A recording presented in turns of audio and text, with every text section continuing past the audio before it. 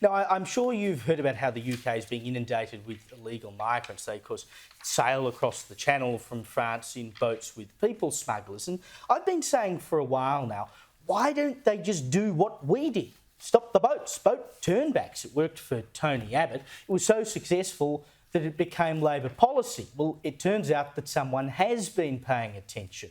Nigel Farage has been saying all the right things. He's pledged to stop asylum seeker boats from entering the country and to deport migrants who enter the country illegally. And he is, of course, the leader of Reform UK. And Reform, by the way, has led every published opinion poll in the UK since May. Every opinion poll in the UK. In one poll the other day, they were leading Sir Keir Starmer's Labor government by 13 points. That's a pretty significant lead. Well, our mate Sophie Ellsworth has revealed that Nigel Farage has met with Tony Abbott multiple times to receive counsel about his immigration policy. Farage recently launched the party's Operation Restoring Justice policy.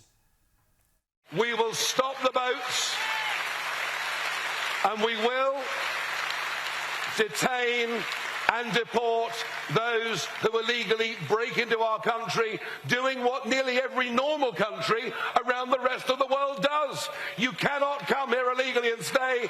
We will stop the boats within 2 weeks of winning government.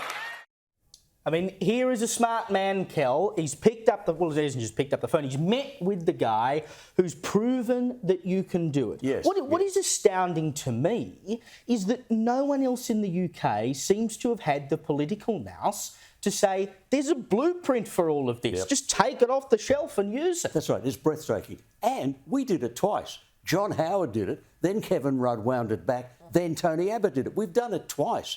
And Britain has got the same advantage we have. It is an island nation. It's got water. And you know what else Britain has? It has one of the best navies in the world. Why don't they use the mighty British Navy in the English Channel, turning the boats around?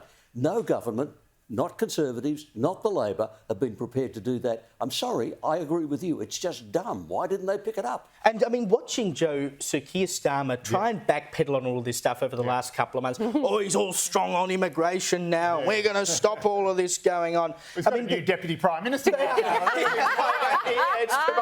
the problem. I know. Gonski can't pay enough tax, apparently.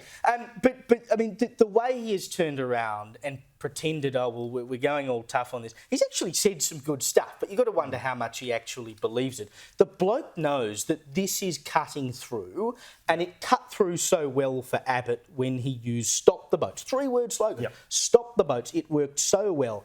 It'll be hard, I think, to arrest the rise of Farage when he's the only one basically saying what is plainly obvious. Yeah, it is absolutely staggering that you have sort of centre-left major parties like the UK Labor, like the Democrats in the US, who still haven't got the lesson that as soon as, if you're a centre-left party and you lose control of your borders, if you lose control of sovereignty, you're dead, you're cooked, you're out of there. And so you should be. And this is what looks to be happening with Starmer, where they're going to go from Labor to, you know, if you want to call Reform far right or whatever, but just leaping over the Tories in the middle. Like, that's how much people are going to kick them in the nuts over it.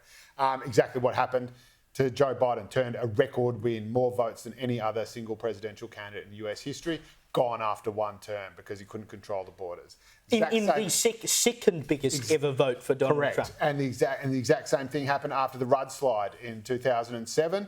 Kevin didn't even get the chance to go in for a second term. But, you know, there was the mining tax, sure. There was the carbon price, sure. But probably the number one thing that was killing Labor the most, and certainly what people were feeling in the party, was just the boat after boat after boat coming in.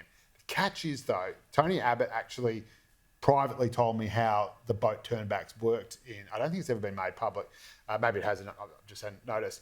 And I'm just not sure how that works in a UK context. There's a very sort of specific way, I don't want to reveal it because it was said in confidence, but there are very sort of geographically specific techniques that were used by the Australian Navy to turn back boats without provoking hostilities with Indonesia. Sure. And I don't know in an area like the UK and Europe how that can be done. But anyway, if you can do it, fine. Well, at the very least, Jamie, it's worth taking a look at. And, I mean, if you've got to make a few changes to what you pull off the shelf, you make a few changes to what you pull off the shelf. I just can't get over the fact that he's the only one who's done it. I mean, Tony Abbott should be on speed dial to Sir Keir talking about this every day.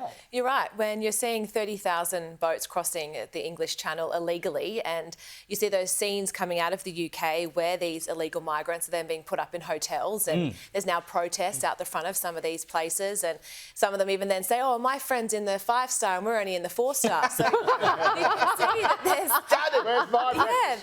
a lot going on. There's some issues over there, but it's such a smart thing to be coming out there. He's read the room and seen that in the UK right now, people are really unhappy with their quality of life and what's going on there. And Tony Abbott said it perfectly. A country that can't stop people entering without its permission is enabling a soft, peaceful invasion. Correct. And this is the thing. I mean, as I said before, Lucy, boat turnbacks became Labor policy.